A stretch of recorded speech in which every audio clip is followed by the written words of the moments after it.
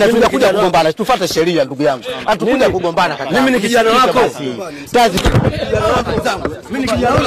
Kwanza Dr. Pole kwa msiba uliotokea. Najua wewe ni miongoni mwa watu ambao mnafahamiana kwa karibu sana na marehemu. Labda kwa mtu ambaye afahamu karibu wako wewe na marehemu ukoje? Marehemu nina ukaribu naye, lakini sio kivile. Lakini unajua msiba unapotokea, msiba hauna wenyeji. Sehemu yoyote kunapokuwa na kilio, basi unapokuwa mwanadamu, unapojisikia pale umepata nafasi kuhudhuria, basi pia unatakiwa uhudhurie. Lakini katika wenyeji wengine, unajua mimi zamani nilikuwa katika tasnia ya sanaa, Kaole Sanaa Group. Kwa nimefanya sana sanaa Kaole Sanaa Group pale. Kwa hiyo sasa unapoona marehemu naye alikuwa katika tasnia zetu, kwa hiyo na mimi ni miongoni mwa chimbuko la hiyo. Kwa hiyo nimeona acha na mimi nihudhurie, tujiunge na familia. Wapo walikuwa wanahusisha kifo cha marehemu na imani za kishirikina.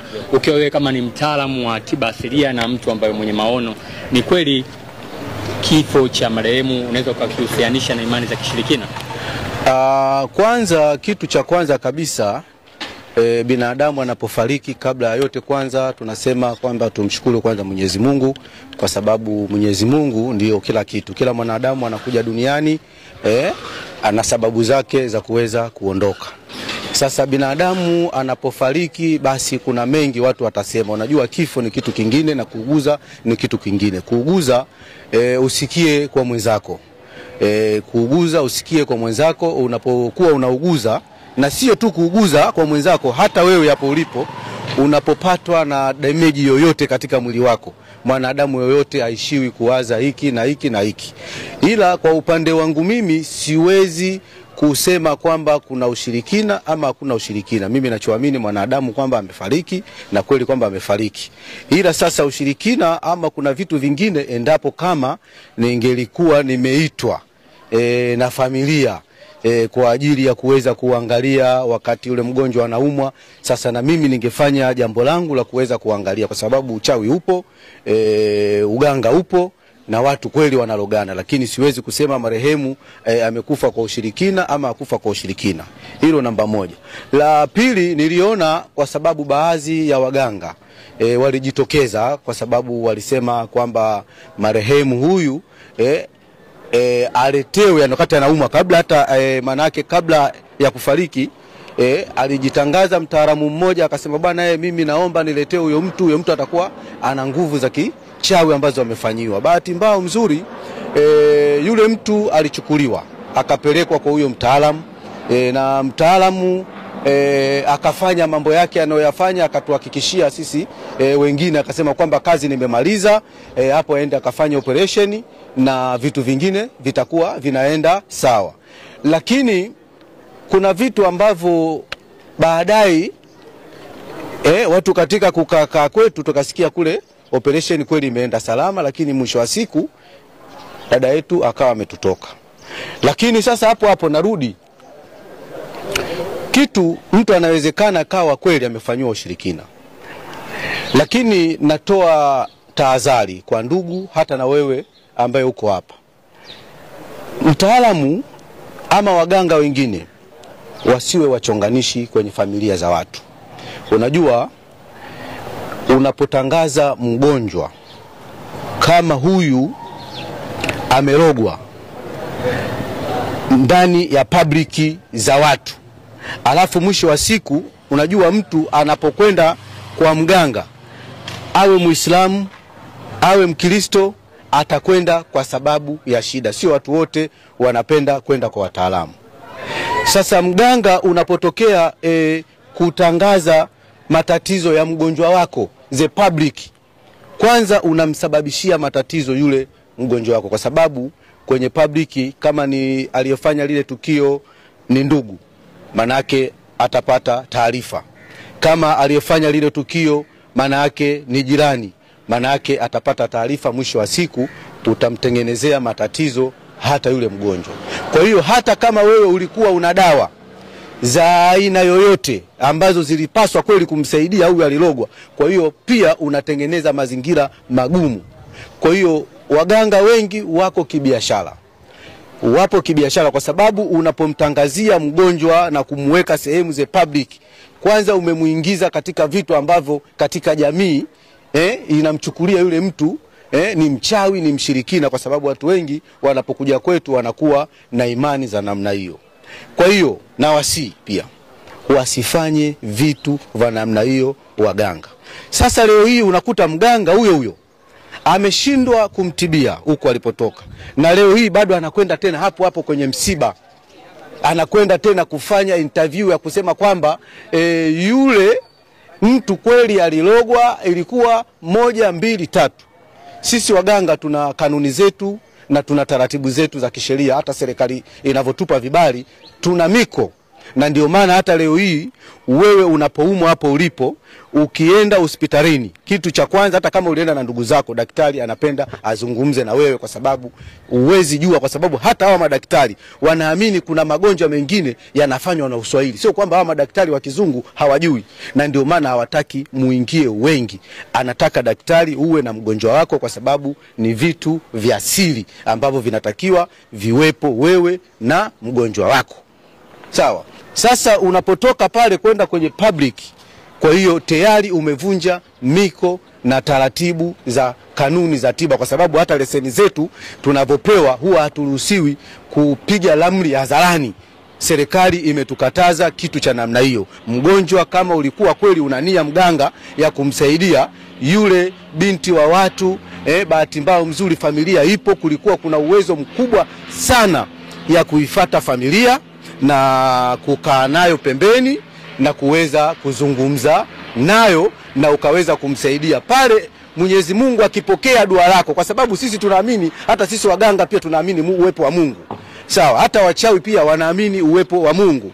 Kwa hiyo wewe ukijinasidi kwamba kusema mimi ndio nimesema kama ni mganga peke yake, kwanza umevunja sheria za dini, na kama mganga unakuwa hata dini uzijui, basi wakati mwingine maana yake unakuwa unaharibu zile taratibu za tiba. Kwa hiyo ndio maana unakuta mimi nilivyokuwa nimeona nikakaa pembeni. Kweli hata kama mimi, unaona mfano mimi nakuja hapa kwenye msiba, nimekwenda paka kule ambako mwili ulipotoka. Sio kwamba hatukutani na wabaya, tunakutana na wabaya. Hata humu tunapokaa pale kwenye msiba tunakutana nao, kwa sababu ni moja ya taratibu zetu, lakini tuna mipaka. Hatuwezi kila tunachokiona huyu mchawi tukakaa huyu hapa mbona kaja kwenye msiba hapa mbaya. Huwa tunakaa pembeni, tunaheshimu, kwa sababu hizo ndio kanuni zetu. Na swali lingine kubwa zaidi kubwa nyonyao, mimi nilikuwa nataka kujua kwa sababu wewe umeanza kuhudumu muda mrefu katika sekta hiyo na tiba za asili kwa jumla, na tumeshuhudia, mimi nimeanza kushuhudia tokea mwaka 2008 na uko chini zaidi. Leo tumeona jambo kama lililotokea pale airport kwenye msiba kama huu ambao watu wengi wanaotolea macho, kitendo cha wewe pamoja na mganga mwenzio kushikana mashati. Hii ina tafsiri gani? Kwa sababu video zina trend kwenye mitandao ya kijamii, wengine wanasema kwamba haikuwa na haja ya hayo yote. Labda tuambie shida ni nini na kwa nini imekuwa hivyo? Mimi ndio maana niseme, kama ungeona ile video, mimi nilikuwa nachukua matukio yangu pale msibani kama kawaida. Lakini tatizo kubwa labda ni mambo ya misiba. Kwenye msiba kila mtu anakuwa na utaratibu wake. Sawa. Kwenye msiba watu tunapokuwepo, kila mtu ana utaratibu wake na kila mtu ana uhuru wa kufanya chochote kwenye msiba. Kwa hiyo kama mtu uko zako msibani, kama mtu unachukua matukio, na ndio maana uliona kwenye msiba kila mtu amekaa na akachukua nini? Matukio. Sawa, kwa hiyo mimi nimechukua matukio kutokana na upande wangu. Sijui unanielewa ya. Okay, so pale nilimsikia bwana Tiza akiwa anaeleza kwamba huyu anasemaje mimi ni kijana wake. Labda nilikuwa nataka utupitishe. Yaani hiyo kusema kwamba wewe ni kijana wake. Kwa nini ni kijana wake na anakataa hilo? Labda tueleke sawa hili, kwa sababu wote mnafanya kazi moja. Wote ni watu ambao mnadili na jadi na wote wa Tanzania wanawatazama hapa. Tafsiri hii ina maana gani? Tuliweka sawa hili. Sisi wote, ngoja nikwambie kitu kimoja. Sisi wote tunajenga nyumba moja. Na kama tunajenga nyumba moja, riziki huwa anatoa Mungu. Sawa. Kama riziki anatoa Mungu, sisi katika kugombana kwetu labda tunagombania, tunaweza kusema labda nini? Sijui ni wateja, sijui ni nini. Alafu mimi sikuwa serious kwa sababu wote tunatukana. Yeye ananitukana. Yeye anatukana. Sawa. Sisi yeye ananitukana. Mimi namtukana. Wote sisi tunakaa tunafanya kitu kimoja. Sijui unanifahamu. Lakini katika vitu ambavyo vipo, sawa? Hakuna haja sisi ya kugomba kwa sababu unajua hii nchi inaendana na sheria. Sijui unanielewa. Kila kitu kina utaratibu wake. Na ndio maana sisi tunapokuwa tunagombana, hatujakuja kugombana. Tusifanye mambo ya kugombana. Mimi ni kijana wako. Tusigombane, tunakuja kugombana. Tufuate sheria ndugu yangu. Hatukuja kugombana kaka. Mimi ni kijana wako. Tazi kijana wako zangu. Mimi ni kijana wako. Sikiliza, hebu sikiliza. Naona wenyewe. Mnaona wenyewe. Hatukuja kugombana kakaangu. Nisikilize. Embo, achana mambo hayo. Nisikilize. Nyao nisikilize. Nyao nisikia ngombe. Nisikilize. Wewe useme ushahidi nisikilize. Mimi nakupa ujibu. Mimi ni kijana wako. Mimi ni kijana wako vizuri. Mimi nakupa.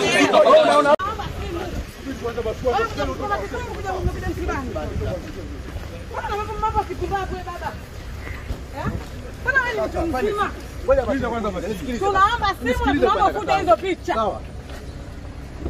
Kuna mambo ya kipumbavu sana wewe. Sio kuumizana. Hatuwezi kuumizana sisi kwa vitu vya namna hii. Tunaomba simu na tunaomba kuja hizo picha. Kwanza tumefanya umeanza wewe mwenyewe. Unaona umekuja hapa. Kuja kuona. Kuibisha ule basi. Mimi mwenyewe askari sasa. Sasa askari wa nini na simu yangu? Tunaomba simu kuja picha. Unakuja msibani mkuja kupiga picha. Toa squad tuone hiyo picha unapiga. Sasa nisikilize basi. Toa tuone hiyo picha unapiga. Ya nani sasa? Toa simu kupiga picha. Kwani hapa msibani hao wote wanapiga picha mwaone. Mbona mnanionea mimi ndugu yangu chapa? Nauliza swali. Hao wote wanapiga ukiwa umechukua hivi umemfuata chini ya umemfuata chini ya wewe mmepanga. Wewe mimi nisije kwenye msiba. Watangu wewe nisije kwenye msiba mnanionea. Watu wote hao wanakuwa kama mwaone. Mbona ukua kule ndani? Kwa nini mnanionea namna hiyo bwana huyu? Futa picha. Unaambiwa unataka kujifanya mbabe kwenye misiba ya watu. Futa picha, aliacha. Baadaye tulia basi kwa hivyo tena kwenye misiba ya watu. Futa picha. Unaambiwa unataka kujifanya mbabe kwenye misiba ya watu. Futa picha, aliacha. Baadaye tulia basi kwa hivyo tena kwenye misiba ya watu.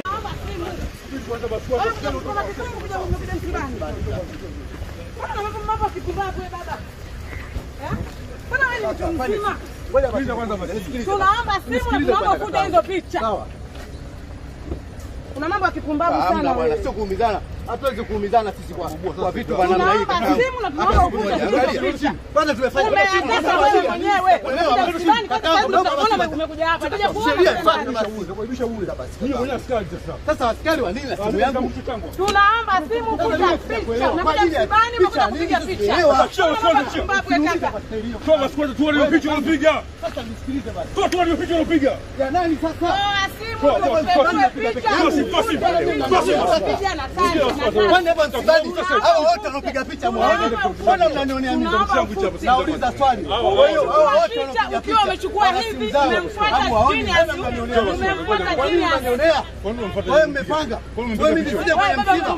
Watangu wewe nisije kwenye msiba mnanionea. Watu wote hao wanakuwa kama mwaone. Mbona ukua kule ndani? Kwa nini mnanionea namna hiyo bwana?